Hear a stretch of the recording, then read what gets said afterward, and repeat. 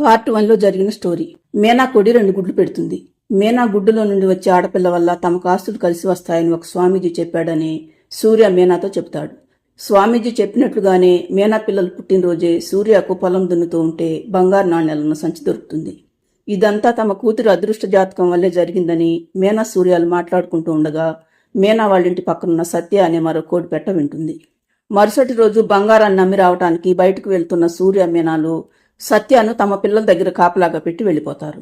మీనా వాళ్ళు వెళ్ళిన తర్వాత సత్య బాగా ఆలోచించి మీనాకు పుట్టిన ఆడపిల్ల వల్లే వాళ్ళకి బంగారం దొరికిందని, ఆ ఆడపిల్ల తన దగ్గర ఉంటే తనకు అదృష్టం పడుతుందనుకున్న సత్య మీనా వాళ్ళు వచ్చేసరికి మీనా కూతుర్ని తన భర్త రాజుకి ఇచ్చేసి పంపించేస్తుంది సత్య. తర్వాత వచ్చిన మీనా సూర్యతో సత్య తన అత్తగారు చనిపోయిందని, తను ఆ విషయం గురించి బయట తమ బంధువులతో మాట్లాడుతూ ఉంటే ఒక కాకి కిటికీలో నుండి వచ్చి గదిలో ఉన్న మీనా బిడ్డను ఎత్తుకెళ్లిపోయిందని చెబుతుంది సత్య. సత్య మాటలను నమ్మిన సూర్య మీనాలు తమ బిడ్డ దూరమైనందుకు బోరున ఏడుస్తారు. తరువాత సత్య తమ అత్తగారింటికి వెళ్తున్నానని మీనా వాళ్లకు చెప్పి ఊరు బయటకు వస్తుంది. అక్కడ సత్య భర్త రాజు తన భార్యతో పాటు కోడిపిల్లని తీసుకుని పారిపోవటానికి సిద్ధంగా ఉంటాడు. ఇక తర్వాత ఏం జరిగిందో చూడండి. సత్య వచ్చేసరికి కోడిపిల్ల ఏడుస్తూ ఉంటుంది. మరోవైపు రాజు కంగారు పడుతూ ఉంటాడు. కోడిపిల్ల ఏడుపును చూసిన సత్య, అబ్బా ఏంటండి దీని గోల, ఎందుకలా గోల చేస్తుంది? తల్లి రెక్కల కింద వెచ్చగా పడుకోవాల్సిన చిన్నపిల్లను మన స్వార్థం కోసం ఇలా తీసుకొచ్చాం. పైగా దీని బాధను చూసి నువ్వు గోలంటున్నావు. ఏమనాలి సత్య నిన్ను? సరేలేండి, ఇప్పుడు మనం మాట్లాడుకోవాల్సింది నా గురించి కాదు. ప్రస్తుతం మనం ఏం చేయాలో అదే ఆలోచించాలి. ఇంత చేసిన దానివి అది కూడా నువ్వే చెప్పు. నువ్వేం చెప్పినా తలాడించాల్సిందేగా నేను చేయాల్సింది. అదే చెప్పబోతున్నానండి. పక్క ఊర్లో మీ స్నేహితుడు చంద్ర ఉన్నాడు కదా, తానేదో వ్యాపారం పెట్టాడని మిమ్మల్ని తన దగ్గరికి వచ్చేయమన్నాడని ఇదివరకు చెప్పారు కదా. ఇప్పుడు మనం మీ స్నేహితుడు చంద్ర దగ్గరికి వెళ్దామండి. అక్కడే ఏదో ఒక పని చూసుకుని ఇక నుండి మనం ఆ ఊర్లోనే ఉందాం. సరే, ఇక చేసేదేముంది, అలాగే వెళ్దాం పద అంటాడు రాజు. తరువాత రాజు సత్యాలిద్దరూ చంద్ర వాళ్ళింటికి వస్తారు. రాజు వాళ్ళని చూసిన చంద్ర చాలా సంతోషిస్తాడు. ఇక్కడికి వచ్చి చాలా మంచి పని చేశావు రాజు. నేను పెట్టిన వ్యాపారం బ్రహ్మాండంగా నడుస్తుంది. అన్ని పనులు ఒక్కడినే చూసుకోలేక ఇబ్బంది పడుతున్నాను. ఇక నుండి నువ్వు నాకు తోడుగా ఈ ఊర్లోనే ఉండి నా వ్యాపారం చూసుకుంటూ ఉండు. నీ పనితనం నాకు నచ్చితే నా వ్యాపారంలో వాటా కూడా ఇస్తాను. అలాగే చంద్ర, కానీ మేముండటానికి ఈ ఊర్లో ఏదైనా ఇల్లు ఉంటే చూడు చంద్ర. ఈ చిన్నపిల్లతో ఇక్కడుంటే మీకు ఇబ్బందిగా ఉంటుంది అంటాడు రాజు. నాకు తెలిసిన వాళ్ళది ఒక ఇల్లుంది రాజు, రేపు వెళ్ళి చూద్దాంలే అంటాడు చంద్ర. కాని సత్య మాత్రం, రేపటి వరకు ఎందుకన్నయ్యా, ఇప్పుడే వెళ్లి చూద్దాం పదండి. దీని గోల భరించడం మీ వల్ల కాదు అని బలవంత పెట్టడంతో చంద్ర సరేనని రాజు సత్యాలను వెంట పెట్టుకుని ఒక ఇంటి దగ్గరికి తీసుకొస్తాడు. అక్కడ రంగారాధ అనే వయసు మళ్ళిన దంపతులుంటారు. చంద్ర రంగా వాళ్లకు రాజును పరిచయం చేస్తూ, మీ ఇల్లు ఒకటి ఖాళీగా ఉందని చెప్పారు కదా, అందుకే వెళ్ళని తీసుకొచ్చాను అంటాడు చంద్ర. సరే చంద్ర, లోపలికి పదండి, ఇల్లు చూద్దురు గాని అని రంగా అనటంతో చంద్ర రాజుతో, రాజు నాకు కాస్త అర్జెంట్ పనుంది, మీరు ఇల్లు చూడండి రా, నేను వెళ్ళాలి అని చెప్పి వెళ్ళిపోతాడు చంద్ర. తరువాత రంగా వాళ్ళు రాజు సత్యాలతో కలిసి ఇంట్లోకి వస్తారు. వచ్చిన దగ్గర నుండి ఏడుస్తూనే ఉన్న కోడి పిల్లని చూసిన రాధ, ఏంటమ్మా నీ కూతురు చాలా సేపటి నుంచి ఏడుస్తూనే ఉంది? ఏం లేదండి, కొత్త చోటు కదా, అందుకే ఏడుస్తుంది అంటుంది సత్య. అప్పటి నుండి సత్య రాజులిద్దరూ రాధ వాళ్ళ ఇంట్లోనే ఉండిపోతారు. కాని కోడిపిల్ల మాత్రం రాత్రంతా ఏడుస్తూనే ఉంటుంది. మరుసటి రోజు సత్య రాజుతో, ఏంటండి దీని గోల, రాత్రంతా ఏడుస్తూనే ఉంది. తను నిద్రపోలేదు, మనల్ని నిద్రపోనివ్వలేదు. ఇలా అయితే నా వల్ల కాదండి. ఏం చేస్తాం, చేసుకున్న వాళ్లకు చేసుకున్నంత. సరే, నన్ను చంద్ర రమ్మన్నాడు, నేను వెళ్తున్నాను. ఇక నీ చావు నువ్వు చావు అని వెళ్ళిపోతాడు రాజు. ఇంతలో రాధ అక్కడికి వస్తుంది. ఏంటి సత్య, నీ కూతురు రాత్రంతా ఏడుస్తూనే ఉన్నట్లుంది? అవునండి, దీనికి బాగా కొత్త చేసినట్లుంది, అందుకే ఏడుపు ఆపటం లేదు. ఎందుకు సత్య అలా చిరాకు పడతావు? చిన్నపిల్లలంటే అలాగే ఉంటారు. మనమే కాస్త ఓపిగ్గా ఉండాలి. నీ కూతుర్ని మా ఇంటికి తీసుకువెళ్తానుండు, కాసేపు అయితే అంతా సర్దుకుంటుంది గాని అని రాధ కోడిపిల్లని తీసుకుని వెళ్ళిపోతుంది. అమ్మయ్య, గొడవ వదిలిపోయింది, ఇంకా కాసేపైనా ప్రశాంతంగా ఉండొచ్చు అనుకుంటుంది సత్య. విచిత్రంగా కోడిపిల్ల రాధ వాళ్ళ దగ్గర ఉన్నంతసేపు సంతోషంగా ఉంటూ ఉండటంతో ముద్దుగా ఉన్న కోడిపిల్లను చూస్తున్న రాధ రంగాలు కొద్ది రోజులు అయ్యేసరికి కోడిపిల్లకు బాగా దగ్గరైపోతారు. చివరకు కోడిపిల్ల ఎప్పుడు రాధ వాళ్ళ దగ్గరే ఉంటూ ఉంటుంది. దాని గోల భరించటం కంటే ఎక్కడో ఒక చోట ఉండటమే మంచిదిలే అనుకుంటుంది సత్య. అలా 4 రోజులు గడిచిపోతాయి. కోడిపిల్ల రాధా రంగాలకు బాగా దగ్గరవుతుంది.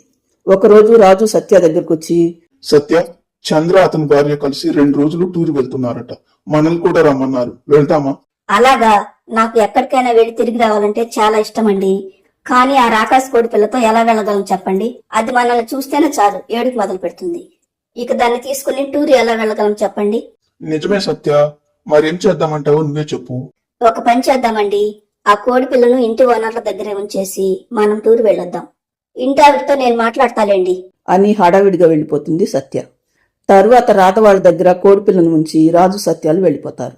మరుసటి రోజు రంగా రాధ దగ్గరకు వచ్చి, రాధా, నీకు ఒక శుభవార్త చెప్పాలి. ఎన్నో ఏళ్లుగా కోర్టులో ఉన్న మన 100 ఎకరాల పొలం ఇప్పుడు మనకు వచ్చింది. కేసు మనమే గెలిచాం రాధా. ఇన్నేళ్లుగా గొడవల మధ్య ఉన్న పొలం ఇప్పుడు మనకొచ్చిందా? చాలా ఆశ్చర్యంగా ఉంది. అదేంటి రాధా, ఇంత మంచి వార్త చెప్తే నీకు సంతోషంగా లేదా? ఎంత ఆస్తి ఉంటే మాత్రం ఏం లాభం చెప్పండి, కన్న కూతురు దగ్గర లేనప్పుడు. అంటే నీ కూతురు చేసింది తప్పు కాదంటావా రాధా?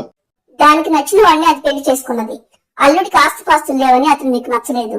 అందుకే దాని దారి అది చూసుకుని వెళ్ళిపోయింది. అయినా దానికి మీరంటే ఎంతో ప్రేమండి. మన ఊరు వాళ్ళు ఎప్పుడు దానికి కనపడ్డా మీ గురించి అడుగుతుందట.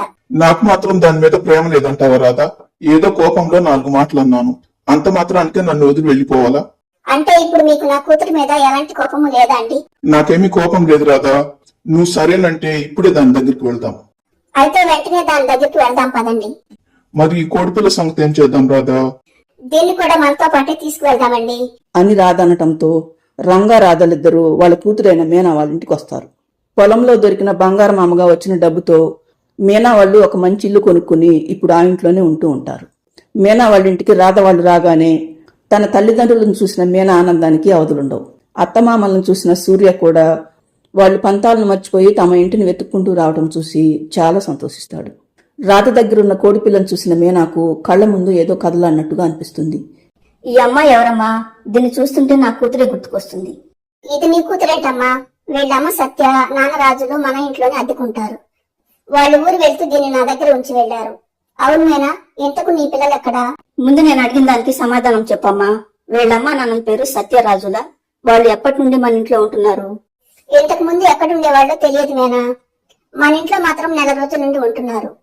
ఇదిగో ఇది 2-3 రోజులు పిల్లగా ఉన్నప్పుడు మన ఇంటికి తీసుకుని వచ్చారు. అప్పటి నుండి ఈ చిట్టి తల్లి వాళ్ళ దగ్గర కంటే నా దగ్గర ఎక్కువగా ఉంటుంది. అయినా ఎందుకు మేనా అలా అడుగుతున్నావు? నువ్వు చెప్పేదంతా వింటుంటే నాకేదో అనుమానంగా ఉందమ్మా. ముందు మనందరం కలిసి మన ఇంటికి వెళ్దాం పద. మిగతా విషయాలన్నీ అక్కడే చెప్తా గాని అంటుంది మీనా. కోడిపిల్లను చూసిన సూర్య కూడా దాని తల్లిదండ్రుల పేర్లు సత్యరాజు అని రాధ చెప్పడంతో సూర్య కూడా అనుమానం వస్తుంది. తరువాత అందరూ కలిసి రంగ వాళ్ళ ఇంటికి వస్తారు.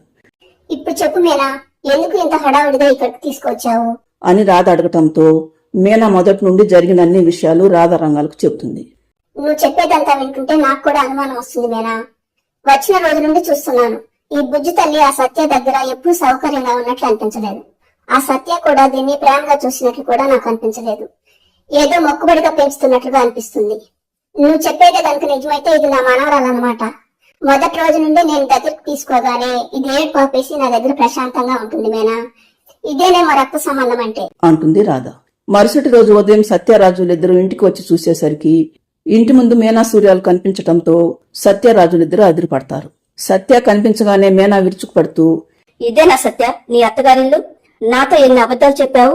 నా కూతుర్ని దాచేసి కాకెత్తుకుపోయిందని నాటకాలు ఆడతావా? పద పోలీస్ స్టేషన్కి వెళదాం, అక్కడే నీ సంగతి ఏంటో తెలుస్తాను అని మీనా అనటంతో సత్యరాజులిద్దరూ గజగజ వణికిపోతూ ఉంటారు. ఇంతలో రాజు స్నేహితుడు చంద్ర అక్కడికి వస్తాడు. ఏంటమ్మా మీనా, వీళ్ళిద్దరి మీద అలా విరుచుపడుతున్నావు అని చంద్ర అడగటంతో మీనా మొదటి నుండి జరిగిందంతా చంద్రకు చెబుతుంది. దాంతో చంద్ర, ఏంటి రాజు, మీ భార్య భర్తలిద్దరూ ఇలాంటి వాళ్ళ? నేనింకా నువ్వు చాలా నమ్మకస్తుడు అని నా వ్యాపారంలో వాటా కూడా ఇవ్వాలనుకున్నాను. నీ భార్య నమ్మి పిల్లల్ని అప్పగిస్తే ఒక బిడ్డను ఎత్తుకుపోయి ఈ ఊరు వచ్చారు. అలాంటిది నా వ్యాపారాన్ని అప్పగిస్తే నన్నెంత మోసం చేస్తావో. ఇక నీ మీద నాకు నమ్మకం పోయింది రాజు. ఇంకెప్పుడు నీ ముఖం నాకు చూపించుకో అని కోపంగా అనేసి వెళ్లిపోతాడు చంద్ర. దాంతో రాజు సత్యాలిద్దరూ సిగ్గుతో తలదించుకుంటారు. అప్పుడు రాధ మీనాతో, పోనీలే మేనా, వీళ్ళు ఎలాంటి వాళ్ళైనా మనకు మంచి జరిగింది. నీ కూతురు అదృష్ట జాతకమే మళ్ళీ మనల్ని కలిపింది. కోర్టులో ఉన్న మన పొలం కూడా మనకే వచ్చింది. ఇక వీళ్ళని వదిలేయమేనా, ఎక్కడికి వెళ్తారో వీళ్ళిష్టం. ఇప్పటికైనా బుద్ధి తెచ్చుకుని నీతిగా బ్రతకండి, ఇక్కడి నుండి వెళ్ళిపోండి అని రాధ అనటంతో సత్యరాజులిద్దరూ బ్రతుకు జీవుడు అనుకుంటూ అక్కడి నుండి వెళ్ళిపోతారు. తరువాత మీనా సూర్యాలిద్దరూ తమ 2 పిల్లలతో పాటు తల్లిదండ్రులతో కలిసి సంతోషంగా ఉంటారు. మరోవైపు రాజు మాత్రం తన భార్యకు గడ్డి పెడుతూ ఉంటాడు. చూసావా సత్య, నీ దురాశ కారణంగా నీతో పాటు నా పరుగు పోయింది. అసలు ఇదంతా జరగటానికి కారణం నేను నీ నోటికి భయపడటమే. నువ్వు బిడ్డను ఎత్తుకు వెళ్దామన్నప్పుడే నీకు 4 తగిలించి ఉంటే కథ ఇంత దూరం వచ్చేది కాదు. ఇప్పుడు ఉన్నది పోయింది, ఉంచుకున్నది పోయింది. ఇక ఈ ఊర్లో ఉండలేము, ఆ ఊరికి వెళ్ళలేము. ఇక ఇద్దరం కలిసి ఊరూరు తిరిగి చెప్ప పట్టుకుని అడుగుతున్నాం పద. చి, ఏం పెళ్ళాన్ని దొరికావే అని తిడుతూ ఉంటాడు రాజు. సత్య మాత్రం మనసులో, ఏదేమైనా కోడిపిల్ల మాత్రం అదృష్ట జాతకురాలే. తను మా దగ్గర ఉన్నంత కాలం మేమే లోటు లేకుండా సుఖంగా ఉన్నాం. ఆ కోడిపిల్ల వాళ్ళ అమ్మ దగ్గరికి చేరింది.